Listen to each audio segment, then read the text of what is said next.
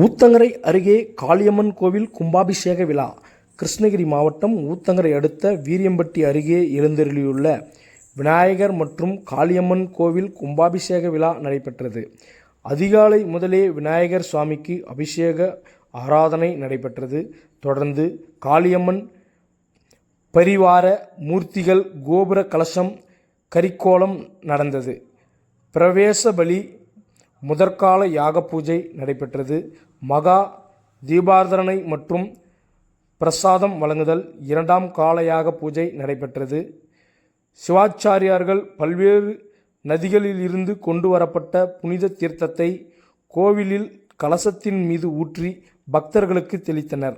இதில் முன்னாள் மக்கள் தொடர்பு அலுவலர் நடேசன் தலைமையில் நடைபெற்ற இவ்விழாவில் பலர் கலந்து கொண்டனர். நிகழ்ச்சிக்கான ஏற்பாடுகளை கோவில் நிர்வாகிகள் மற்றும் காளியம்மன் ஆலய விழா குழுவினர் சிறப்பாக செய்திருந்தனர். நூற்றுக்கணக்கான பக்தர்கள் கலந்து கொண்டு சாமி தரிசனம் செய்தனர். பக்தர்கள் அனைவருக்கும் அன்னதானம் வழங்கப்பட்டது.